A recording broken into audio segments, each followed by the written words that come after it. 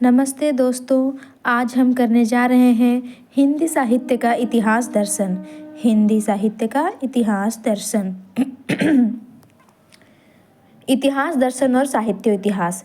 हिंदी साहित्य के इतिहास पर कालक्रमानुसार दृष्टि डालने से पूर्व साहित्य के इतिहास दर्शन पर विचार कर लेना चाहिए।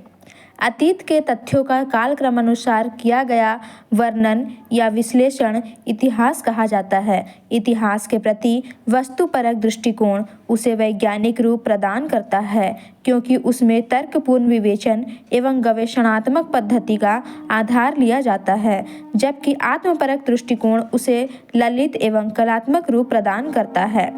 इतिहास लेखन के प्रति भारतीय दृष्टिकोण आदर्शमूलक एवं अध्यात्मवादी ही अधिक रहा है। हमने इतिहास में सत्य के साथ शिव और सुंदर का समन्वय करने का प्रयास किया। महाभारत में इतिहास को ऐसा पूर्ववृत्त बताया गया है जो पुरुषार्थ चतुष्टय अर्थात धर्म, अर्थ, काम, मोक्ष का प्रदाता है, जबकि पुराणों में चरित्रगान को इतिहास की संज्ञा दी गई है। भारत का प्राचीन इतिहासकार सत्य शोधन तक सीमित नहीं रहा, अपितु उसे शिव एवं सुंदर रूप देने का प्रयास करता रहा।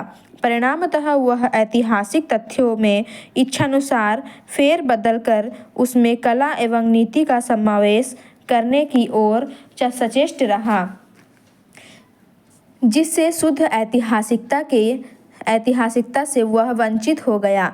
दूसरी ओर पाश्चात्य इतिहासकारों ने प्रायः यथार्थवादी वस्तुपरक दृष्टिकोण अपनाने पर अधिक बल दिया। यूनानी विद्वान हेरोदोतस 456 ईसा पूर्व से 545 ईसा पूर्व ने इतिहास के निम्नलिखित 4 लक्षण निर्धारित किए हैं।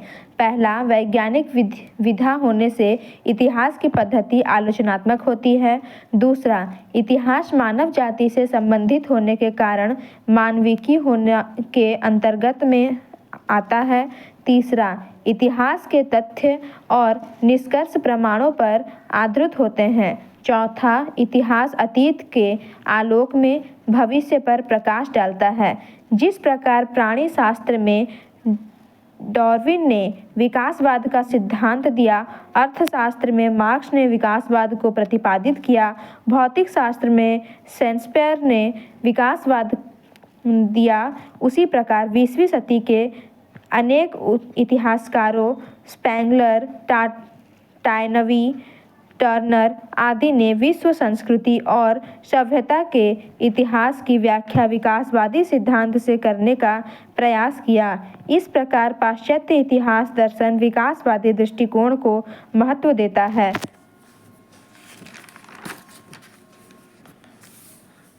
भले ही कुछ विद्वान इस दृष्टिकोण के विरोधी रहे हों और सार्थ आदि अस्तित्ववादियों का यह कथन अपने में महत्वपूर्ण हो कि जब प्रकृति और मनुष्य ही नियमों से मुक्त है, तब उनके इतिहास को कैसे नियमबद्ध किया जा सकता है, किंतु यह सत्य है कि विकासवाद के बिना इतिहास को नहीं समझा जा सकता। साहित्य के इतिहास में साहित्य की रचनाओं का अध्ययन ऐतिहासिक दृष्टि से करते हैं। साहित्यिक रचनाएं साहित्यकारों की संरचनात्मक प्रवृत्तियां की सूचक होती है, अतः साहित्य के इतिहास को समझने के लिए उनके रचयिताओं तथा उनमें संबंधित स्थितियों, परिस्थितियों एवं परंपराओं को जानना भी आवश्यक है। अंग्रेजी साहित्य के इतिहासकारों ने बहुत पहले ही यह धारणा प्रचलित कर दी थी कि किसी भी जाति के साहित्य का इतिहास उस जाति के सामाजिक राजनीतिक वातावरण को ही प्रतिबिंबित करता है तथा साहित्य की प्रवृत्तियां समाज की प्रवृत्तियों की सूचक होती है। हिंदी के सुप्रसिद्ध साहित्य चिंतक एवं आलोचक आचार्य रामचंद्र शुक्ल के अनुसार साहित्य का इतिहास जनता की चित्रवृत्ति का इतिहास होता है। जनता की चित्रवृत्ति तत्कालीन परिस्थितियों से परिवर्तित होती है, अतः साहित्य का स्वरूप भी उनके परिस्थितियों के अनुरूप बदलता है। शुक्ल जी ने यह भी प्रतिपादित किया है कि साहित्य का इतिहास कवियों का वृत्त संग्रह न होकर साहित्य की प्रवृत्ति का इतिहास होता है। इसलिए विभिन्न कालखंडों की प्रवृत्तियों का अध्ययन तत्कालीन सामाजिक, राजनीतिक, धार्मिक एवं सांस्कृतिक प्रवृत्तियों के परिप्रेक्ष्य में करना चाहिए। फ्रेंच विद्वान तेन ने यह प्रतिपादित किया कि साहित्य की विभिन्न प्रवृत्तियों के मूल में मुख्यतः 3 तत्व सक्रिय रहते हैं: जाति, वातावरण और क्षण विशेष।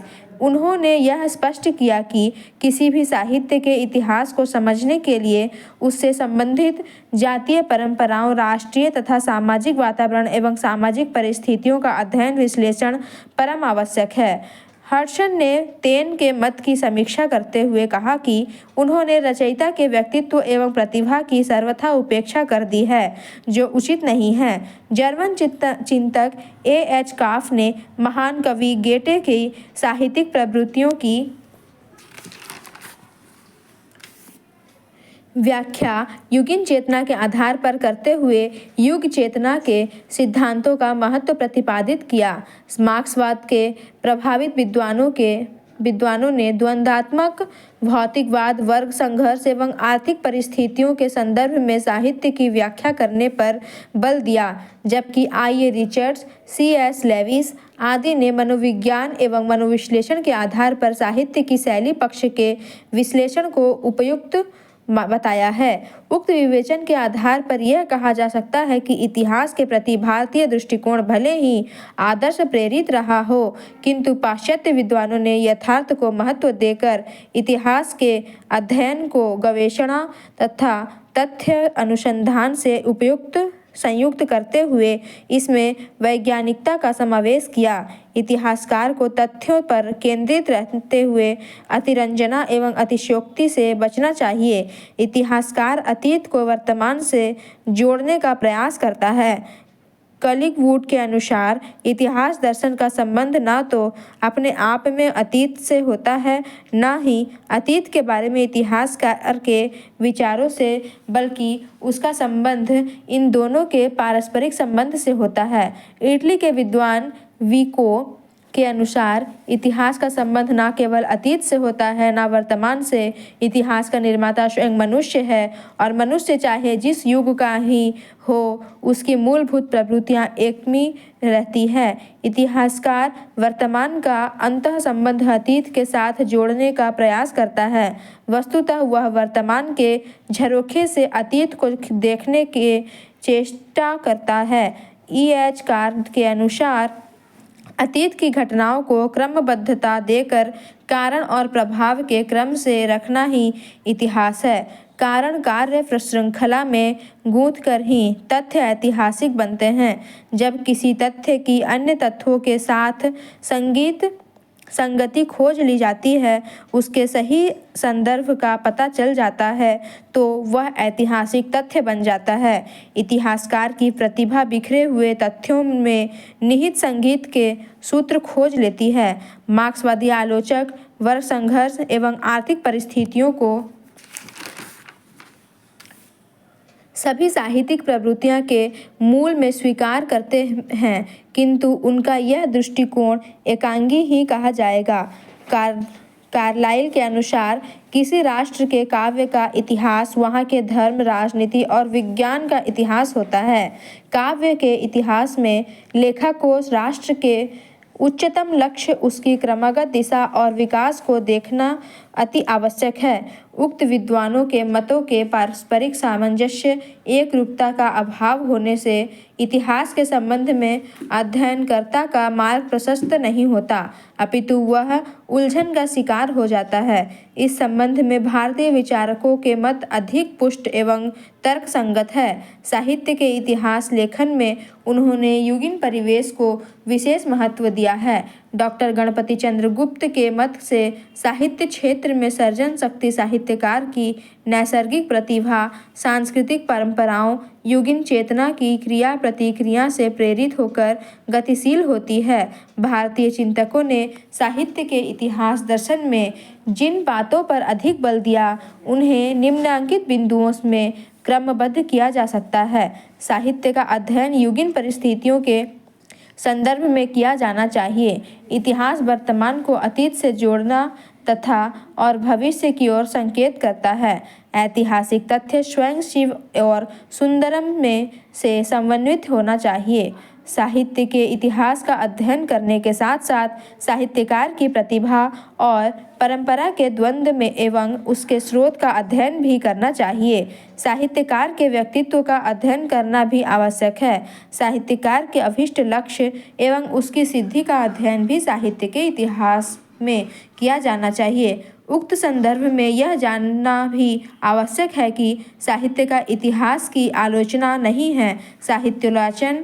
साहित्यालोचन में ऐतिहासिक पृष्ठभूमि का उपयोग किया जाता है तथा उसका लक्ष्य कृति को गुण दोषों की विवेचन करते हुए उसका मूल्यांकन करना होता है, जबकि इतिहासकार का लक्ष्य कृति के गुण दोषों की परीक्षा युगीन प्रवृत्तियों के संदर्भ में करता है, उसका स्वतंत्र मूल्यांकन नहीं करता। इतिहास में कालक्रम पर विशेष ध्यान दिया जाता है, जबकि आलोचना में देश काल केंद्र में रहता है।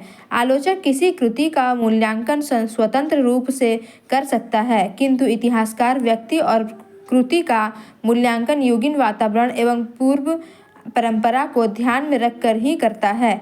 आलोचक स्थापित मूल्यों के आधार पर कृति की व्याख्या करता है, जबकि इतिहासकार अतीत की परंपरा और युग विशेष के संदर्भ में कृति का विश्लेषण करता है। वस्तुतः दोनों का क्षेत्र अलग अलग है। आलोचना में जहाँ मूल्यांकन पर बल दिया जाता है, वहीं इतिहास में युगीन प्रवृत्तियों के सापेक्ष साहित्य के विश्लेषण पर विशेष बल रहता है। धन्यवाद।